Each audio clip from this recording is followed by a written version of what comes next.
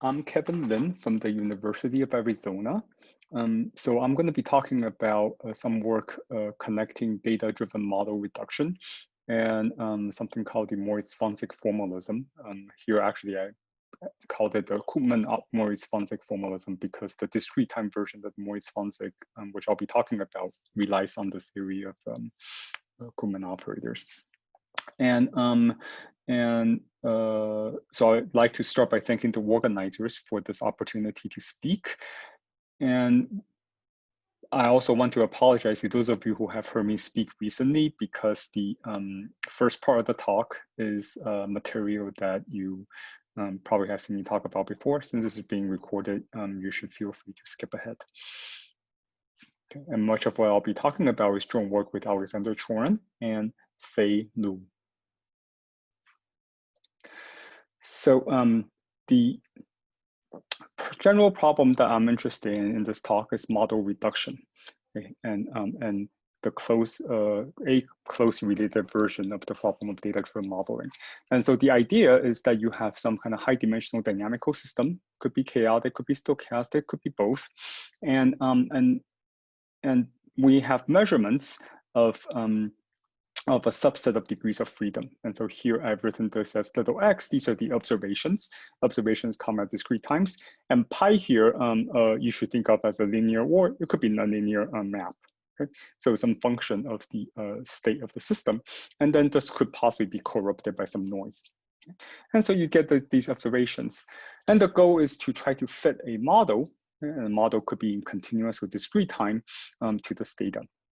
Okay, and what do we want this model to produce, to reproduce? Well, one of the things that we might be interested in are statistics. So time correlations, marginal distributions, things like that. We may also be interested in forecasting, that is, given the initial conditions, what happens next. Okay?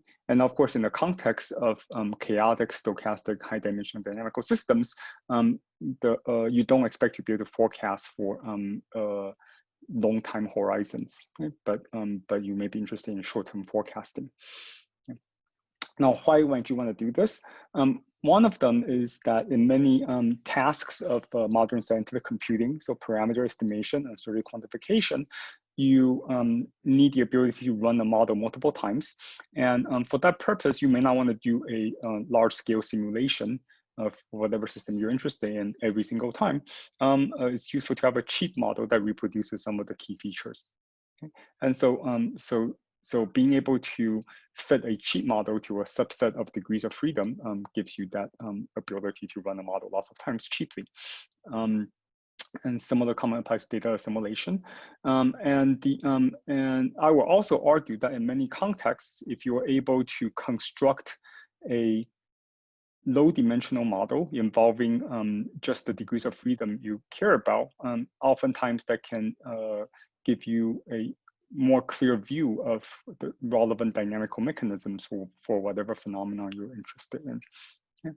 And that's something that's hard to do when you have a very large dynamical system where many degrees of freedom are things that you cannot observe physically and a priori don't care that much about, but you need them in order to simulate the full model. And so, so those are a few reasons for wanting to construct reduced models. And the data-driven approach is a matter of practicality. Model reduction is an old topic, but the various techniques that have been developed, analytical techniques, I should say, are often restricted to certain dynamical regimes. They require sharp scale separation or some assumption like that. And the data-driven approach frees you from some of those restrictions. At the same time, you need the ability to get data from the full system. So there's a trade-off there, which means that the big expensive simulation has to be feasible in order for this approach to make sense. Okay. All right, and so data-driven modeling is a big topic. There's a lot of people working it, and so I'm just listing a few of the many approaches, and also including some of the approaches that have also been successful analytically. And so we're by far not the first to this game. I guess one point of departure here is that we think the problem is can be usefully approached by doing everything in discrete time, whereas many of the existing approaches try to infer a differential equation from the time series data and then discretize it again. And one of the reasons for insisting on doing everything in discrete time, or one of the advantages in any case, is that because we're dealing with chaotic dynamical systems very often, the reduced models are also chaotic, which means that when you rediscretize it, that can add additional errors and can limit your ability to forecast the system. And so and doing the data-driven modeling in discrete time from the start has the advantage that, at least in principle, the reduced model will compensate for some of those errors. Okay, so that's at least a philosophical departure. Okay, so there are many flavors of data-driven modeling. Those of you who, I guess everybody here knows this, but since it's a broad audience, I want to make sure we're on the same page. And so it can be parametric versus non-parametric. And by this, I mean that by parametric, I mean that you may have a family of reduced models with a finite, maybe not too large number of unknown parameters, and you tweak those parameters to fit your model to data, as opposed to non-parametric approaches where you have an essentially unbounded number of parameters, and you have a lot more freedom, okay, and to fit data. And so, for example, modern neural networks would fall into the second category. And the two approaches come with different pros and cons. Okay? And so that's the in different situations, I think different approaches are more effective. And then the another important distinction between the different approaches is whether they are designed for synthetic or simulated data or physical measurements. The main difference is that physical data comes with a lot more uncertainty, comes with measurement noise, and you may have missing data and all these sorts of problems that when you simulate, you just do not have to deal with as much. And so the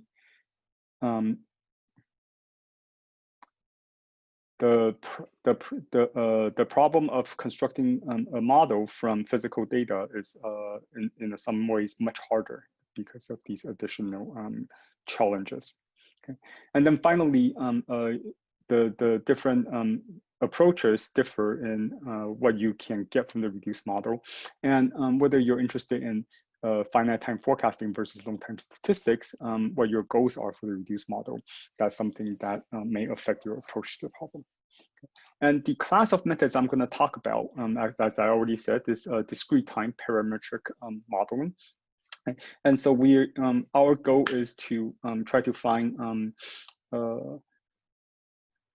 families of models parameterized by a finite number of parameters, and try to fit them to data, and everything stays in discrete time. And what our goal is in terms of the space of possible approaches, we're interested in both short and long time scales, and that means we're both interested in being able to forecast the dynamics for as long as it's possible to do so, and also capturing long time statistics of the system. But on the axis of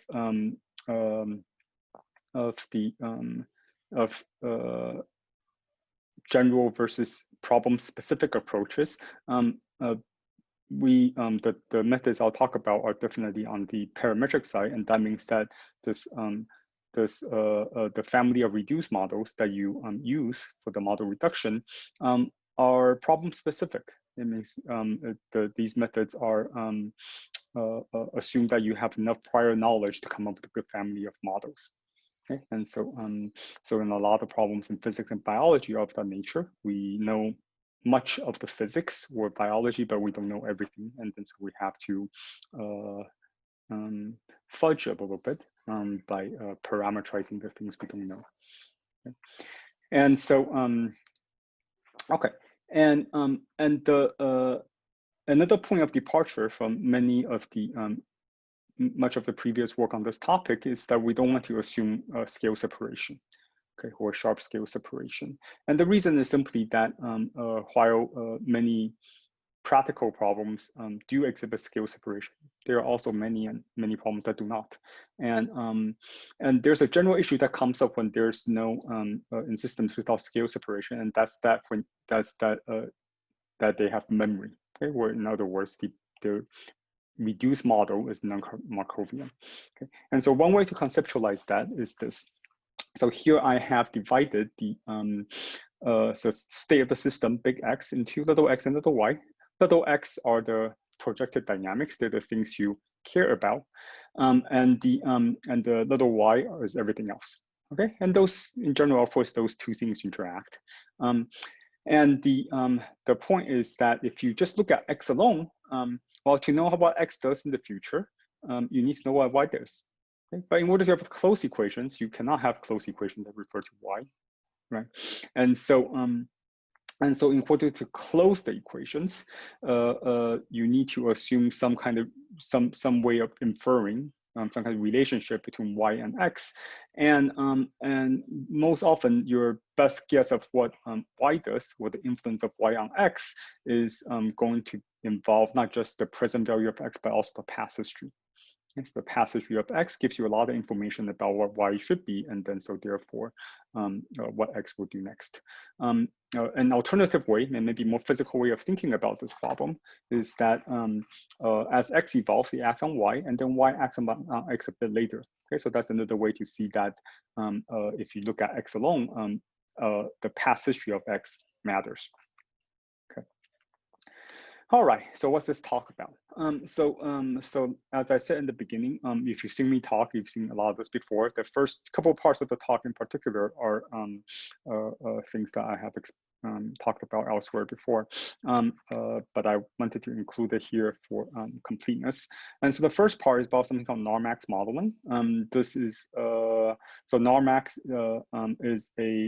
is an approach to time series analysis and data-driven modeling that has predates our work on model reduction, data-driven model reduction. Okay, so I want to explain how NARMAX can be used to perform model reduction.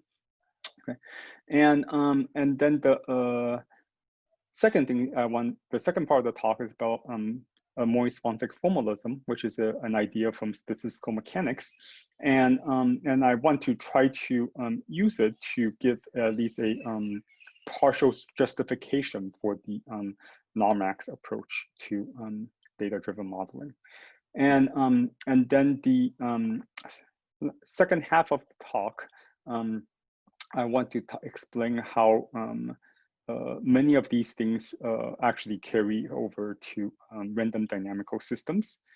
So, Mori-Zwanzig formalism, and as you will see, Koopman operators play an important role in the Mori-Zwanzig formalism, as I presented here, and usually we're used to seeing these tools in the context of deterministic dynamical systems. Not always, but very often they're presented as such. And I want to emphasize that these tools extend to random dynamical systems.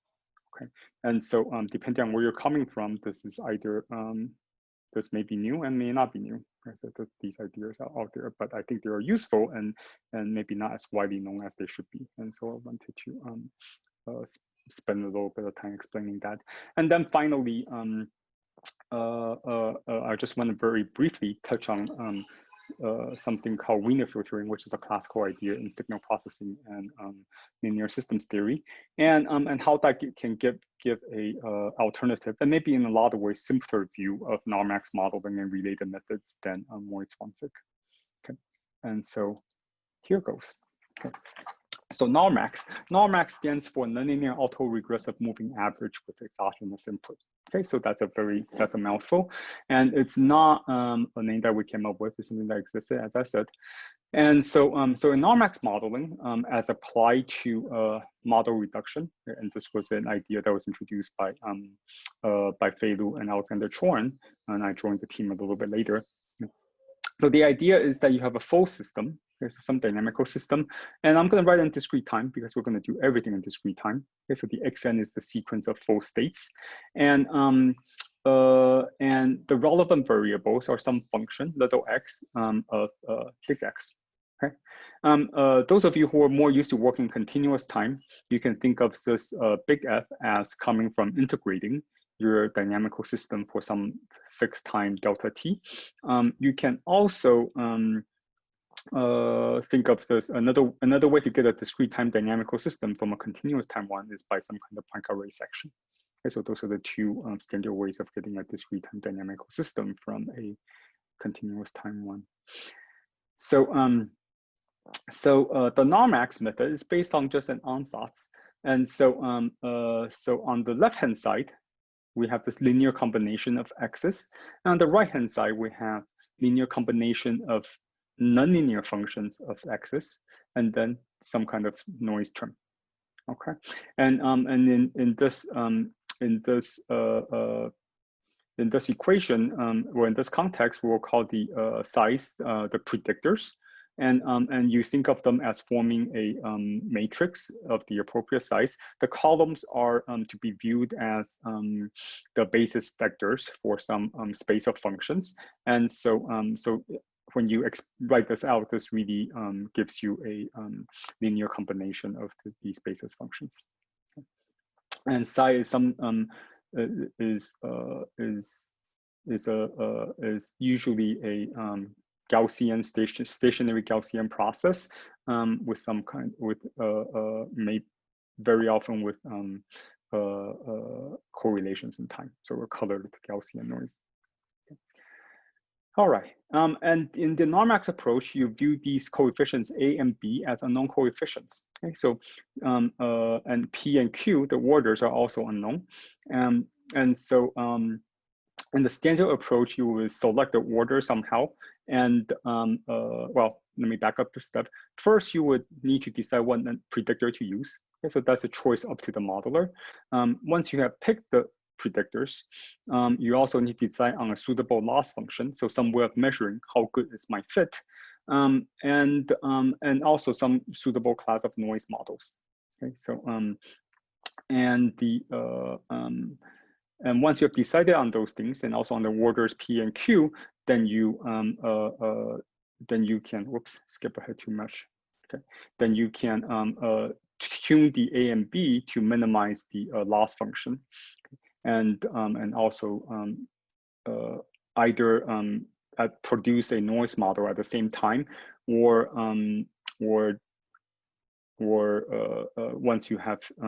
once you have found the optimal A and B, take the residuals from that fitting process and fit a noise model to it. Okay. And in the standard approach, the noise model is a moving average of applied to IID Gaussians, and so that's why it's called the that's the reason for the moving average in the name of the procedure. Okay, and so the size can usually are guessed based on prior knowledge of the problem. They can also be inferred from data by machine learning approaches. In some situations, it may be appropriate to use methods like delay coordinates and so on to essentially infer the right nonlinearities. And the loss functions very often is just by least squares or some version of a maximum likelihood method. Okay, and the third thing, the noise, as I said, very often is a Gaussian process. Okay. So let me demonstrate this procedure on specific model to make sure we all understand. So my example is the Kuramoto-Sivashinsky PDE. So it's this partial differential equation in one space and one time variable. Okay, and it's on a bounded domain with periodic boundary conditions. And the equation looks like this. So it looks like the Invisible-Burgers equation plus a viscosity term, but with the wrong sign, and then plus a fourth derivative term. Okay? And so the dynamics of this equation is easier to understand in Fourier space, which is a natural thing to do given the periodic boundary conditions. And so in the Fourier representation, the equations look like this. The quadratic nonlinearity translates into this convolution term, and the linear part looks like this. And if you look at this dispersion relation, for small k, for small wave numbers, the this is positive, and so the low modes are linearly unstable. And for the high modes, once k becomes large, the quartic term dominates, and so this becomes negative, and so the high modes are linearly stable. And so and the whole equation actually is well posed that the existence and regularity of solutions is very well understood for this one-dimensional case, and the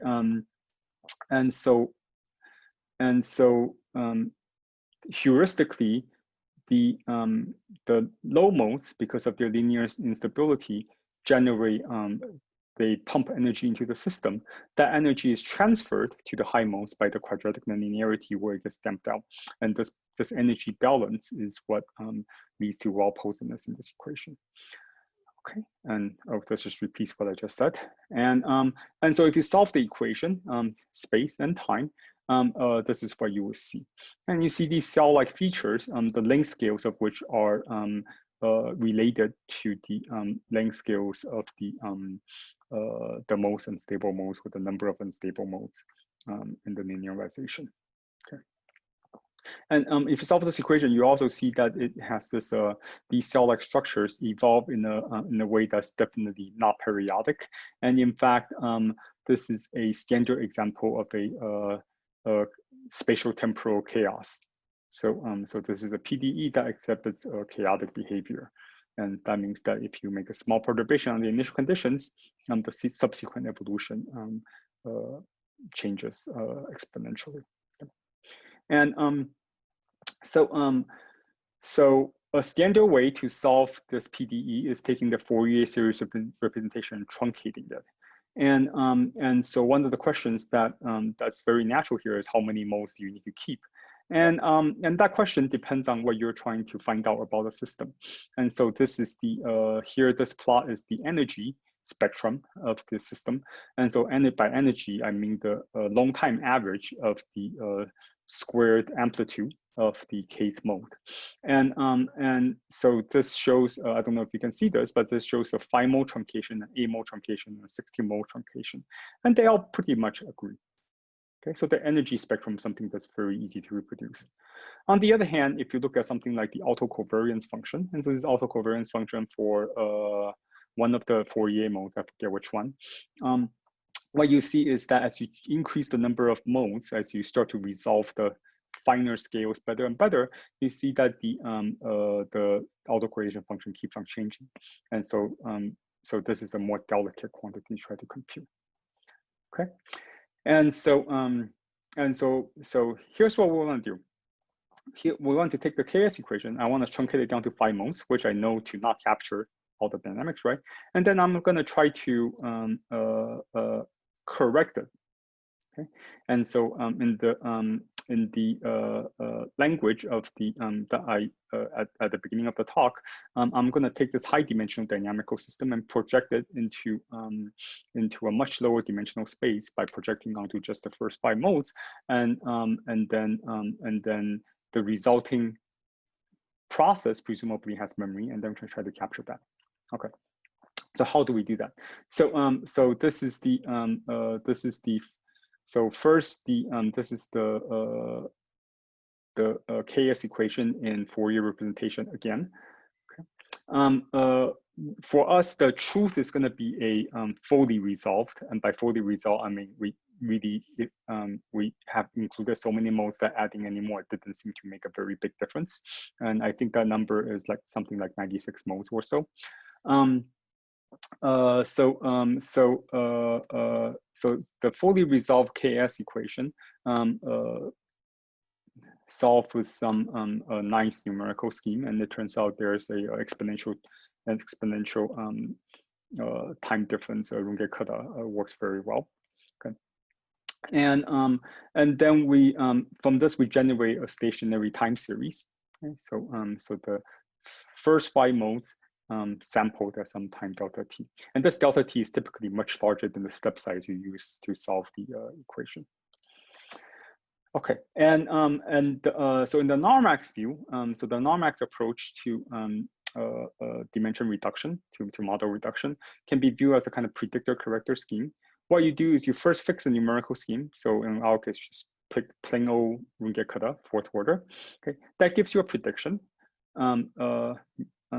using the 5-mode truncation plus Runge-Kutta.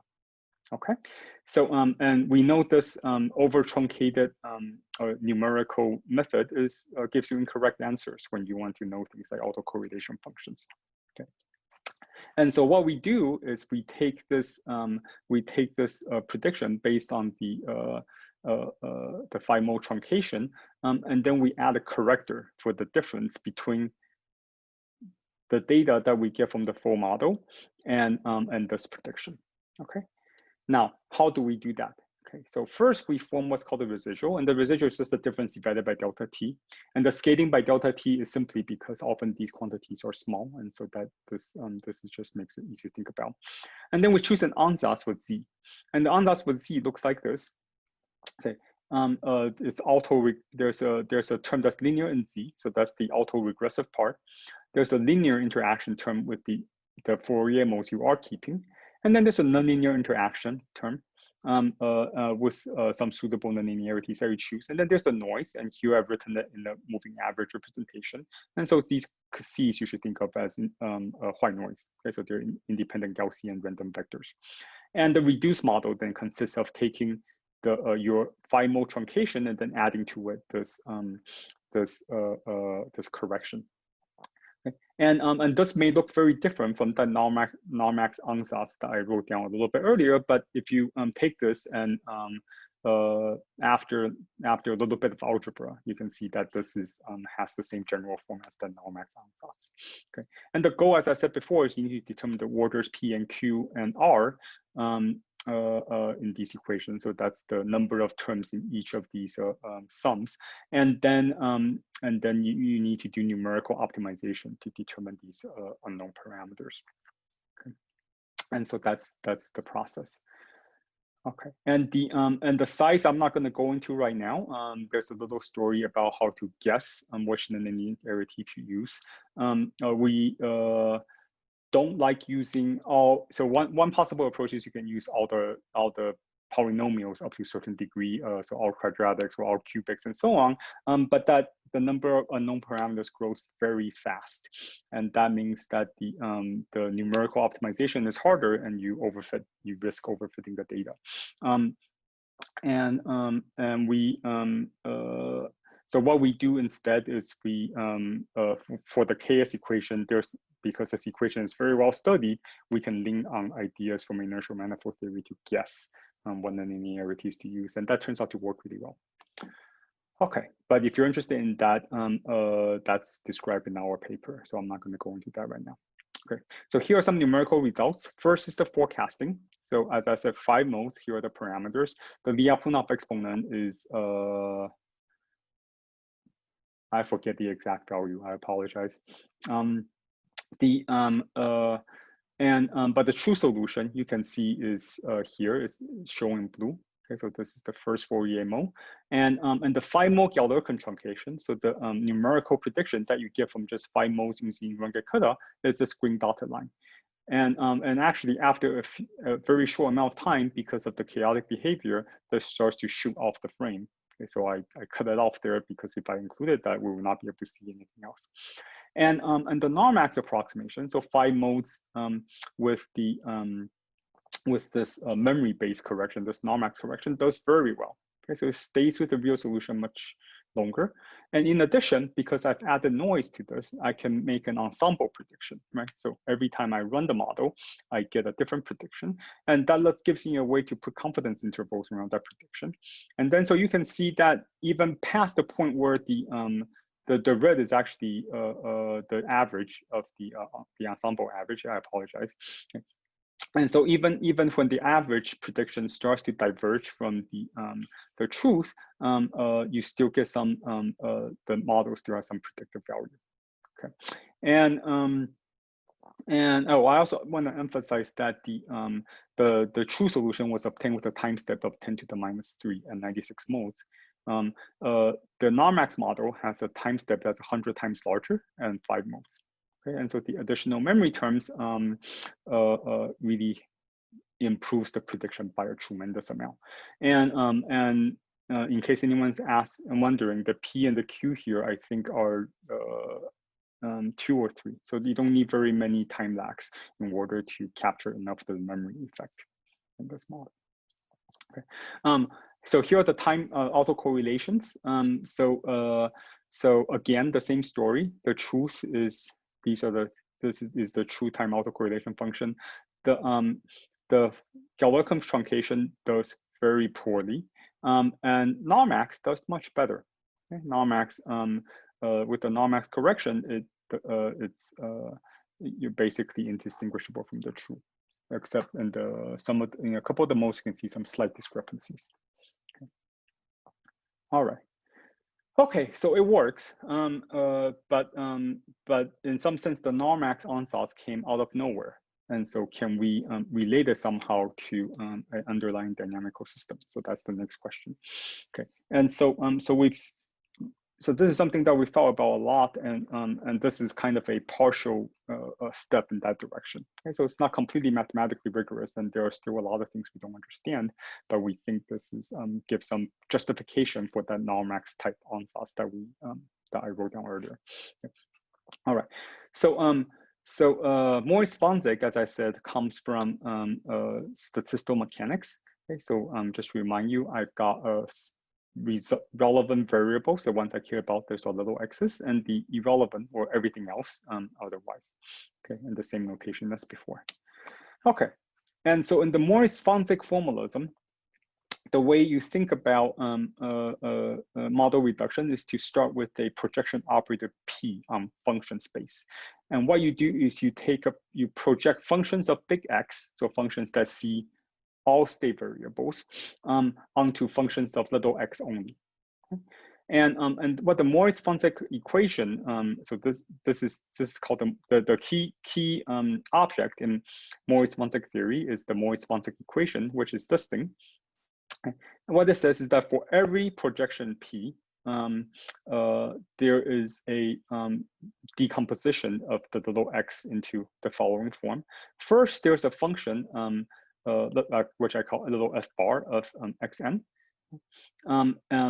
So this is called a Markov term because it only depends on the present value of little x. And then there's a memory term, okay, where there are these memory kernels gamma k. And then finally, there's a noise term c. Okay. And these various things, these various terms are not completely independent. They're related to each other. So little f is just the projection of big F of your dynamics onto the function space that you've chosen. The noise has the property that it's basically orthogonal to that subspace. Okay, and so when you project, you get 0. And the gammas are related to the projection and to the noise by this formula. Okay, and so they're formally this tells you all the pieces that go into this decomposition. And it's an identity. It's a formal identity. It's exact. Okay. And by itself is a tautology, and unfortunately in applications not too useful, because even though I have expressions for everything, in practice it's actually very hard to calculate any of these things. Numerically is already very difficult, and analytically can only be done in very special situations. Okay, but nevertheless, it gives you a framework to start to think about the model reduction problem in a general way. Okay. All right.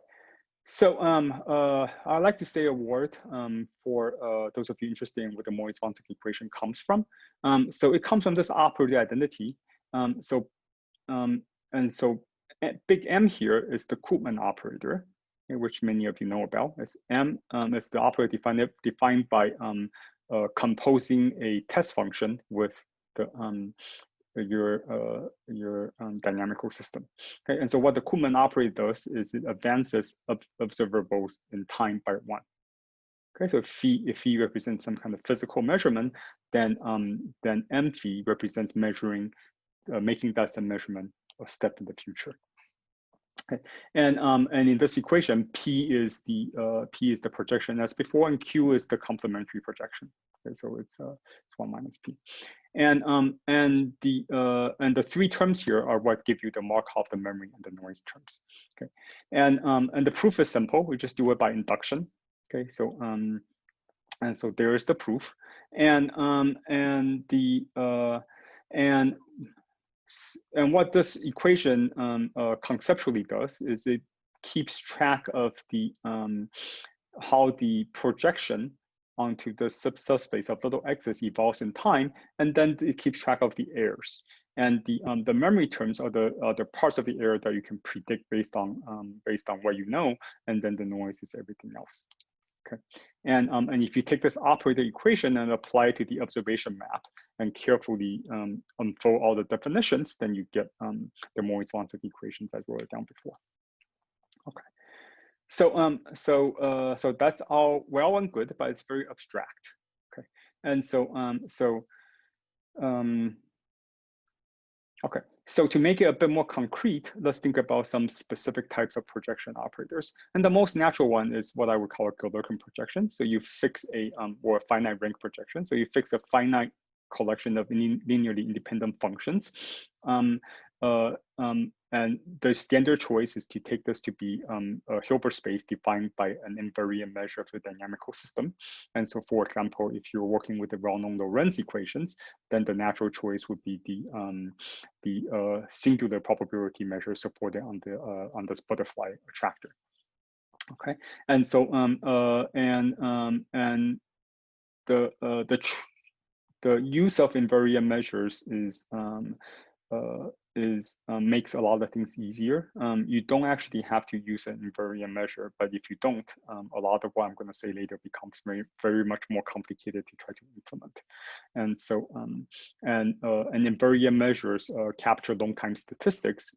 So if you're interested in long time statistics, it's natural to use an invariant measure to define an inner product. Okay, and so what you do is then you have these basis functions, and so all the f and the gamma from before, this Markov and the memory terms can all be expanded in terms of these basis functions. And so you write it down and you get this thing. Okay, so it's a little bit messier, but it basically you still have a Markov and a memory term. And you can clean that up a little bit by taking the size and organizing them into a matrix, as I did earlier. And then so you have now this representation where you have these matrix value predictors, psi xn and xn minus k, and the main thing that you do not know are these coefficients. Okay, so that's the problem reduces to computing these coefficients. And I just want to mention that there's some orthogonality relation. This is the same. This is so if you look at the relation from before, that says that when you project the noise, you get 0. So this just says so in a slightly different notation. Okay. All right. So now this is this is the Mori-Zwanzig equation with a finite rank projection. But wait. Okay. So I'd like to look at this a little bit more carefully. Okay. So so one of the things that we always assume when we make stochastic models is that the noise term is stationary. That is, statistics don't change with time. And the other thing that we always ask for is that the noise in the future doesn't depend on what the system did in the past. Right? So those are sort of natural assumptions. But in the Mori-Zwanzig equation doesn't actually imply either of those properties. Okay. It just you can try to prove it within the Mori-Zwanzig framework, and in this generality, it's just not always true. Okay, they're not guaranteed. And so but there is a way within the Mori-Zwanzig framework to restore or to get these properties, and this is sort of interesting to think about, which is that instead of projecting onto a finite and onto a subspace spanned by a finite set of vectors, you project onto the span of a finite set of vectors and their past history. And so this is what so we call this the Wiener projection for reasons that I'll explain later. So this is related to something called Wiener filters, and formally this implies some operator relations which are relatively easy to check. And in the paper we describe the calculations, but from this you can actually show a number of nice properties. One is that the associated noise term with this projection are stationary, and you do get this orthogonality relation that you expect, that the noise in the future is well, you couldn't quite show that it's independent, but you can at least show that it's uncorrelated with the predictors in the past. Okay, and so so that's the okay, so this is the and Wiener projection. And so what the way we think about how NARMAX fits into all this is that so I take the Mori-Zwanzig equation and I think about the using the Wiener projection. Okay, that's my starting point. So the last step in connecting all this to the NARMAX representation is to look at this convolution. Okay, so this doesn't quite look like the NARMAX representation yet, and the reason is that there's one more additional approximation that you need to make. And to motivate that approximation, I want to point out that this convolution term actually grows with time. Okay, and for long times, this is actually a very long sum and very expensive to evaluate. Okay, and so to make this practical, we borrow an idea from that's often used in statistical mechanics. So we introduce something called the Z transform, which is a discrete time analog of the Laplace transform. And the Z transform has many nice properties. One of them being that when you shift in time by one step, the Z transform, so formally defined here, gets multiplied by Z. Okay? And so formally, this equation transforms into something that looks like this. And the C of Z, which is the Z transform of these unknown coefficients, we simply replace that by approximate that by a rational function. Okay, and for no beta, this is purely formal, and this is we have no better justification than that in many applications. The Z transforms that appear are well approximated by rational functions. Okay, with orders P and Q that are not too high. Okay, and so if you think that that's the case, then you can take this second equation, move the A of Z to the other side, and undo the Z transform, and what you get is exactly something that looks like the NARMAX ansatz. Okay, and so from the Mori-Zwanzig equation, and with these uncontrolled approximations that are nevertheless quite successful in some applications where they have been used, you arrive at something like NARMAX. Okay, so we think that this gives you a justification, at least a heuristic justification for using NARMAX type ansatz for viewing NARMAX type ansatz as a natural outgrowth of dynamical systems theory. Okay. Okay, so now I want to talk about how to extend the what I described before to the context of random dynamical systems. Okay, so the motivation is that lots of dynamical systems we see in applications are not autonomous.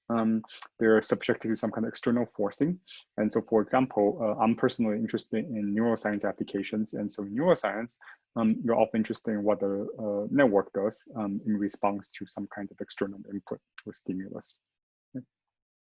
And so, so it actually is relatively straightforward to extend the Mori-Zwanzig framework to random dynamical systems, as I'll explain.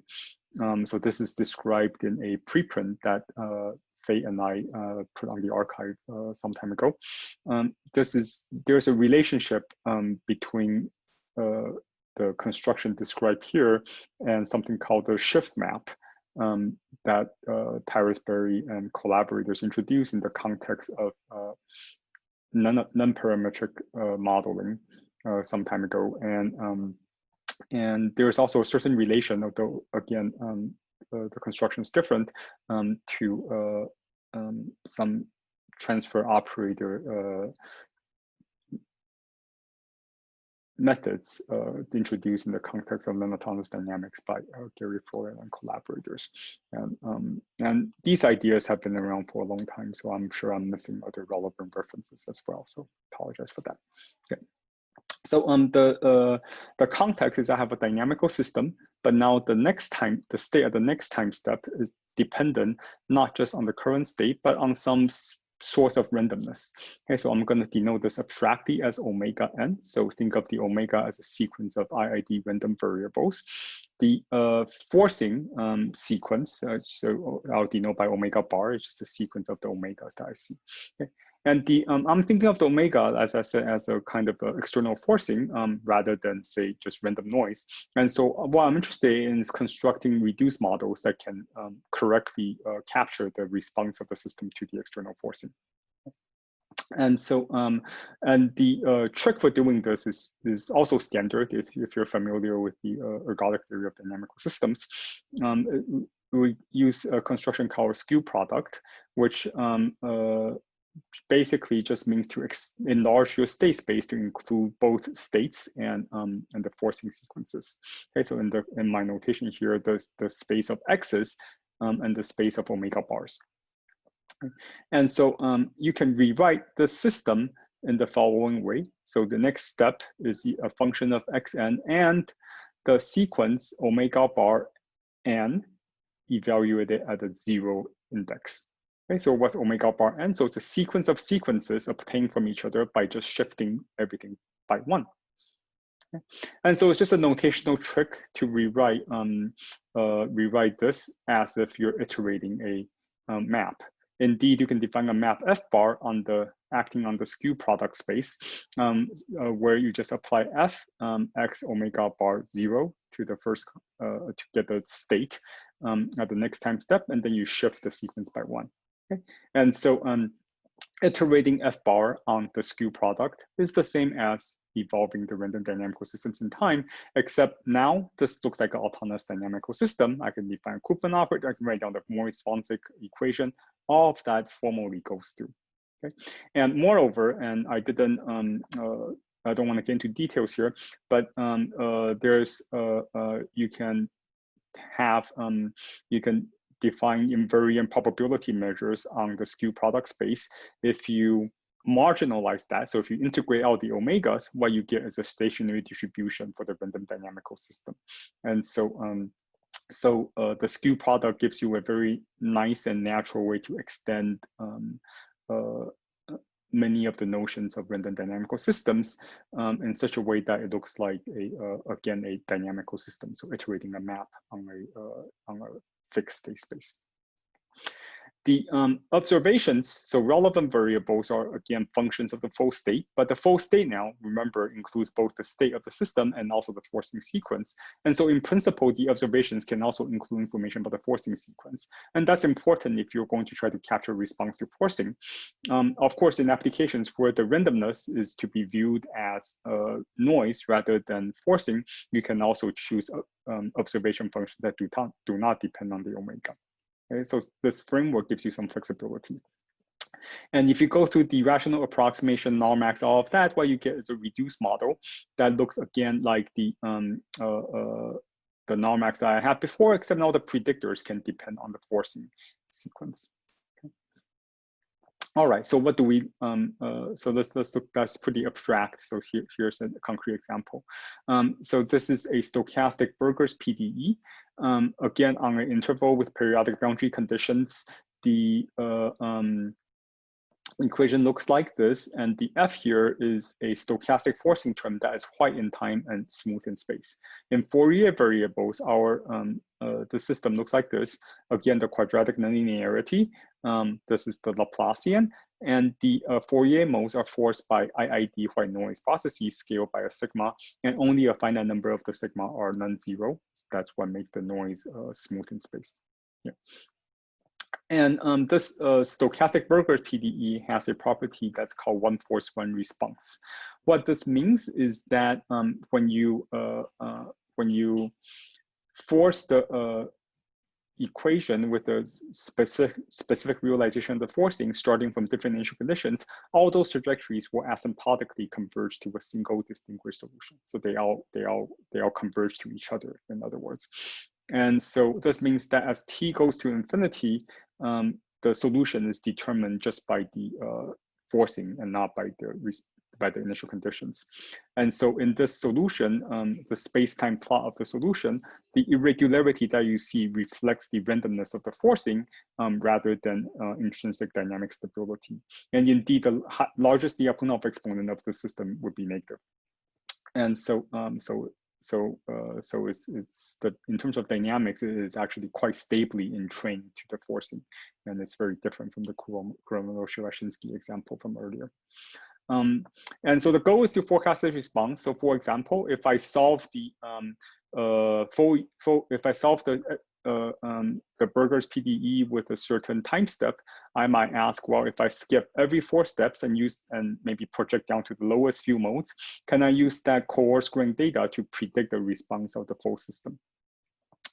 And so, so I need to, in order to do that, I need to feed some version of the forcing to the reduced model. And if I'm skipping every 4 steps, the natural thing to do is you take the forcing to the kth mode, and then just average them together to get a new sequence.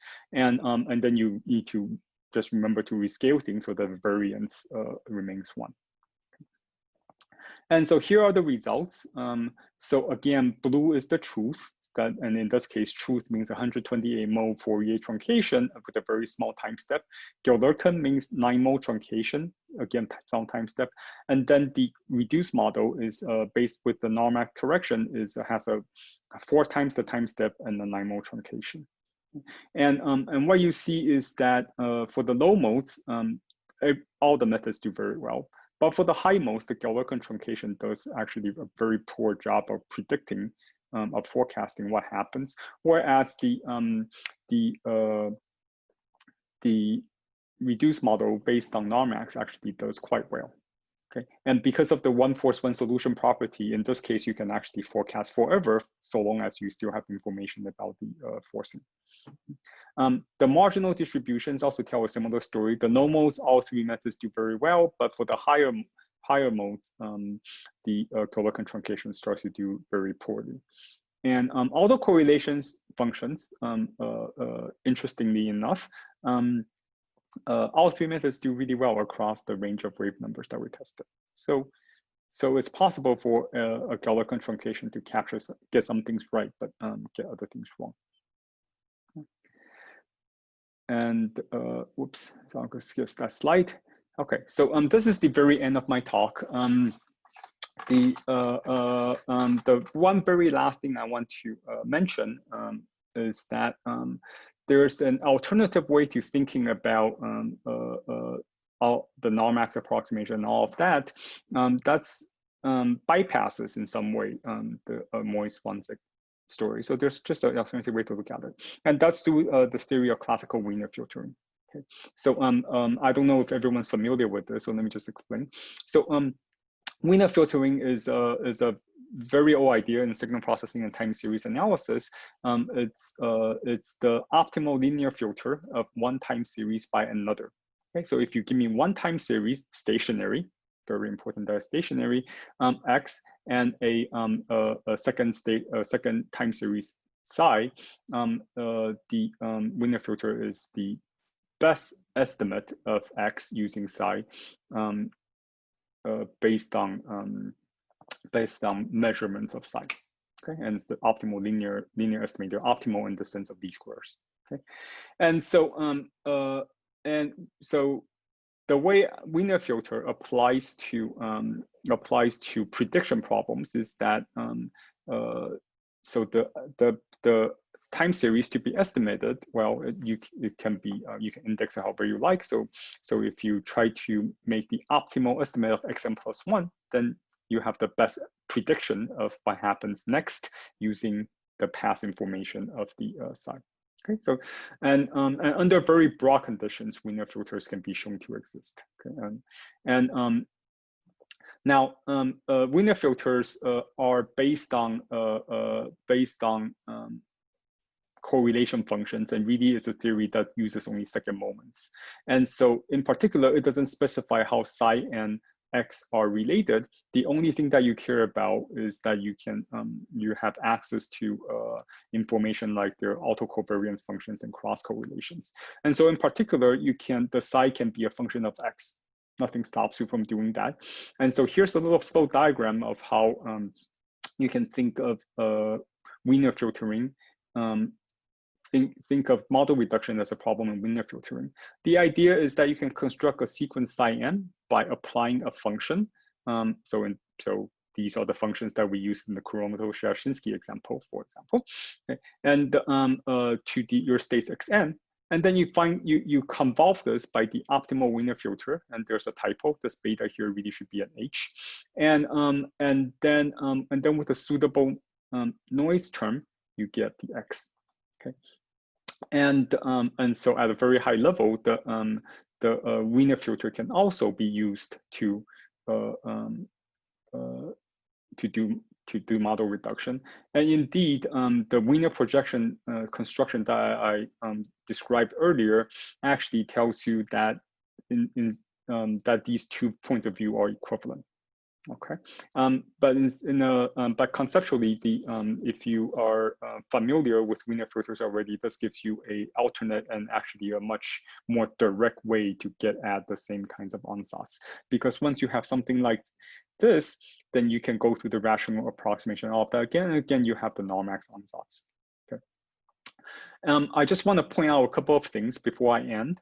One is that, so many of you are probably familiar with the Kalman filter. The Wiener filter is very different from the Kalman filter in that it requires stationarity, whereas the Kalman filter does not. But unlike the Kalman filter, Wiener filter doesn't rely on an underlying linear state space model. Okay, so that's important. And then the other important property is that, as I say, only uses second moments, so correlation functions, variance, that kind of information, and so it permits a lot of flexibility in the functional relationship between the psi and the x. Okay. And then you might ask, well, so what? So you have a different way of looking at this, the same thing. So one of the things, advantages to looking at things in this Wiener filtering way is that there's a continuous time version of Mori-Zwanzig, and the continuous time version of Mori-Zwanzig is actually slightly more complicated to derive formally, but also mathematically harder to interpret. And in particular, the noise term in continuous time requires much more care, in terms of showing that it exists and characterizing its statistical properties. Continuous time Wiener filtering theory, in contrast, is very well established. So whereas the continuous time Mori-Zwanzig theory, there are still some open mathematical questions in terms of the existence and the statistical properties of various of the noise term in particular. The Wiener filter is in continuous time is that's a well understood theory, and so it gives you a direct way and very precise way to get at some of these questions about model reduction in continuous time. And And also Wiener filtering, because it's a classical tool in time series analysis and in signal processing, there are actually lots of algorithms that already exist, in particular for estimating, constructing Wiener filters from given various types of information about the underlying processes. And so that's something that my students are currently working on, is to try to see to what extent those algorithms, how they compare to the more direct numerical optimization based algorithm that I described earlier. Okay, so I hope to be able to tell you about that in a future talk. So so I'm going to conclude here, and these are the conclusions. So I hope I've convinced you that there's something to this kind of NARMAX based modeling, and that the NARMAX ansatz may seem to have come out of nowhere, but one can